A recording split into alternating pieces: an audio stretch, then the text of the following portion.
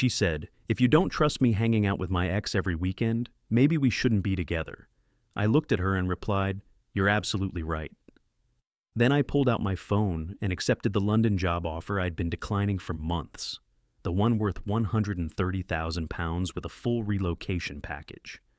The one she didn't know I'd turned down twice because I thought we had a future together.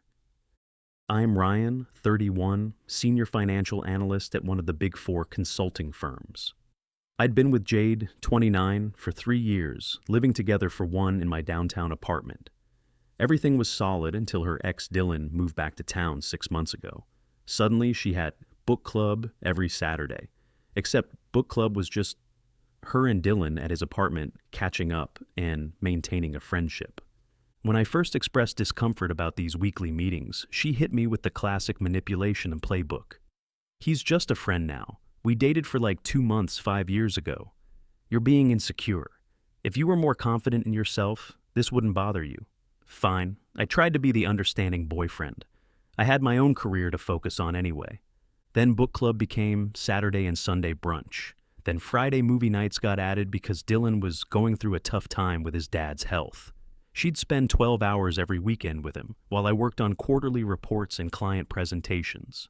The breaking point came 3 weeks ago when I watched her get ready for another book club session.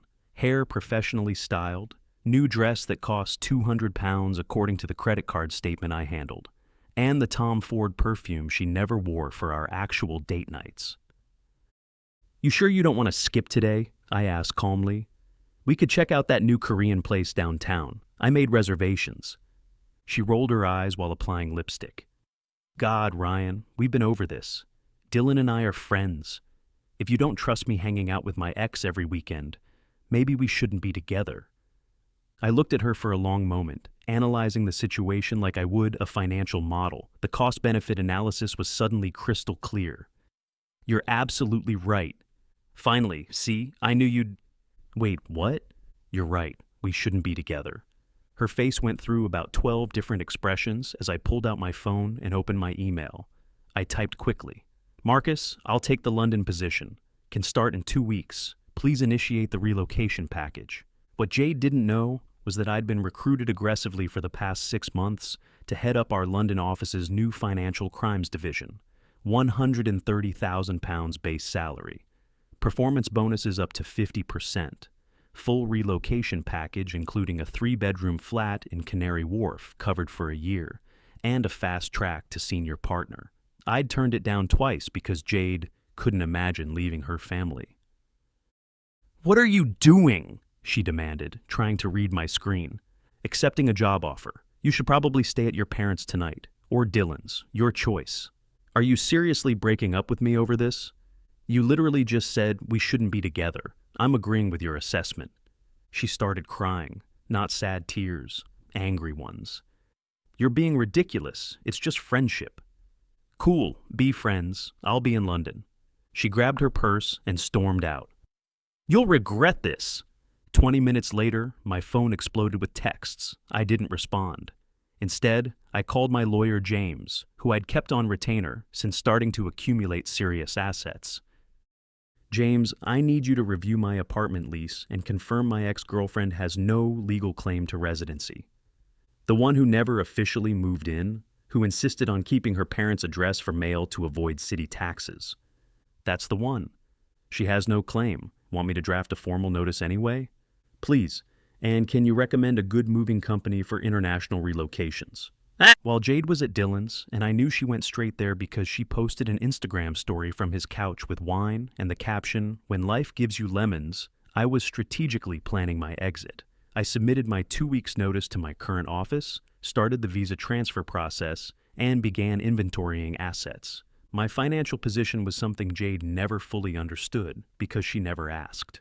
Base salary of £75,000, but with bonuses and my side consulting work, I cleared about £120,000 annually. I had £200,000 in savings and investments, a portfolio of cryptocurrency worth another £50,000, an equity in 2 rental properties my business partner and I had purchased. The London position would nearly double my base salary and put me in a different league entirely. The next morning, I called my real estate contact, Priya. I need someone to take over my lease. 2 bedrooms, downtown location, available in 2 weeks. That'll take maybe 3 days to fill. Want me to handle everything? Please, I'll pay your full fee. Then I called Michael, my friend from the private investigation firm we sometimes use for financial fraud cases. Mike, I need you to document something for me, not for legal action, just for personal confirmation. What kind of documentation? Social media analysis and pattern recognition. My ex-girlfriend and her supposed book club? The one with her ex-boyfriend? Yeah, Ethan already mentioned it at the gym. Dylan's been bragging. That's when the real intelligence started flowing in. Michael sent me screenshots within hours. Dylan's gym group chat from 2 months ago? Boys, you gotta see this chick I'm hooking up with. Her boyfriend thinks we're having book club. LMAO. But that wasn't even the best part. Dylan had a girlfriend, Olivia, who lived 2 hours away and visited every other weekend. The weekends when Jade suddenly had family obligations. The pattern was so obvious once you looked at the data. Dylan's Instagram stories with Olivia always corresponded with Jade's cousin's birthday or mom needs help excuses. I forwarded everything to Jade with one word. Interesting. She called 17 times. I was busy coordinating with the London office's relocation specialist. Mr. Harrison, we have several flat options for you. All in Zone 1, all within walking distance of the office. Send me the portfolios. I'll review them tonight. My boss Marcus called from London. Ryan, I have to say, I'm thrilled you're finally accepting. We've been holding this position for you specifically. Why didn't you fill it? Because you're the only person I trust to build this division from scratch. Your forensic accounting work on the Blackstone case was brilliant. We need that expertise here. The Blackstone case, where I'd uncovered a £10 million embezzlement scheme hidden across 17 shell companies. That case had made my reputation and apparently caught London's attention. Jade tried to come by the apartment the next day. I'd already changed the locks after confirming with James that it was legal since she wasn't on the lease. Ryan, I know you're in there. We need to talk. I texted her. Your belongings are in boxes by the door. Please take them. I'm not taking my stuff because I'm not leaving. This is insane. The lease is under my name. You never officially moved in, remember? You insisted on keeping your parents' address for mail. That had been her tax evasion scheme, claiming she still lived at home to avoid city taxes. It backfired beautifully now. She left, but not before telling our entire friend group I was having a mental breakdown and abandoning everything for a stupid job. What she didn't realize was that most of our friend group were also young professionals who understood exactly what a £130,000 position meant. My friend Ethan, who worked at Dylan's gym, sent me more intelligence. Bro, you need to hear this. Dylan's on the phone in the locker room right now. He sent me a voice recording. Yeah, she's basically single now. Her boyfriend's having some crisis. No, babe, I told you Jade and I are just friends. Yes, I'm still coming to your sister's wedding. What? You saw Instagram? That was nothing. I did what any strategic thinker would do.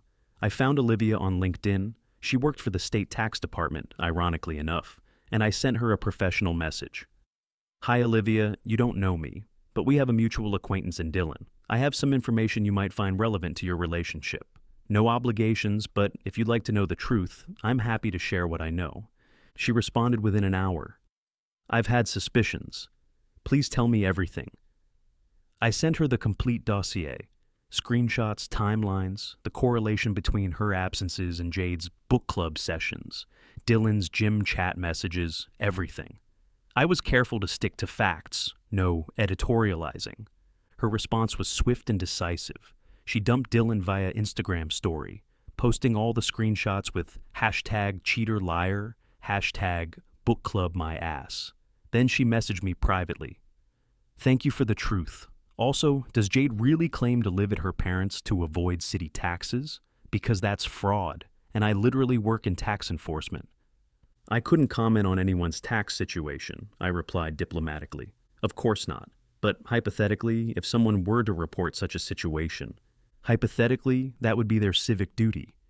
The Saturday of my flight, Jade showed up with reinforcements, her mother, Diane, and sister Haley, full intervention mode. Ryan, sweetheart, Diane started, Jade told us about your mental health crisis. What crisis? This sudden decision to abandon your life and move across the world. I pulled out my phone and showed them the offer letter. It's a 70% pay raise and an executive position. I'll be managing a team of 12 forensic accountants and building an entire division. Haley jumped in. But what about Jade? You can't just leave her. She ended things. I'm respecting her decision. She didn't mean it literally. I showed them Dylan's gym chat screenshots. Silence. Diane went pale. Is this real? Jade turned red. Those are out of context. What context makes her boyfriend thinks we're having book club acceptable? They left after Jade called me emotionally abusive for spying on Dylan. I wasn't spying.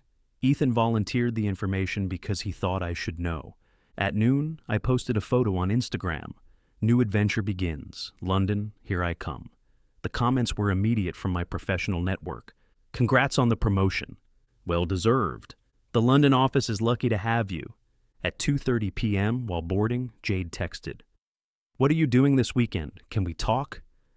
I sent back a selfie from the gate with the departure board clearly visible behind me. Her response. This isn't funny, Ryan. Not trying to be funny. Boarding closes in 10 minutes. You're seriously leaving? You seriously thought I'd stay after you chose your ex over our relationship? I didn't choose him. Every weekend for 3 months says otherwise. I'm coming to the airport. I'm already through security. Goodbye, Jade. I turned off my phone and enjoyed my first-class flight, courtesy of the company. London was everything I'd hoped for. The flat they provided was stunning. Exposed brick, Thames view, walking distance to the office. My new team was brilliant, all specialists in financial crimes from various backgrounds. Former Scotland Yard, FBI Financial Crimes Division, Big Four forensics experts. I was actually building something important. But the drama didn't stop. Jade went nuclear on social media, posting a long manifesto about how I'd abandoned her without warning, refused to work on our relationship, and chose money over love. The comments were brutal, though. Didn't you basically dump him for Dylan? Girl, you posted stories from Dylan's place every weekend. Team Ryan on this one. She deleted it within hours. Then came the real karma. Olivia, Dylan's now ex-girlfriend, reached out on Instagram. Hey, you don't know me, but I wanted to thank you again. Also, I may have filed a certain report about tax fraud. Just thought you should know. Within a month, Jade was hit with 3 years of back taxes, penalties, and interest. About £18,000 total. Her parents had to bail her out, but only after making her move back home for real this time.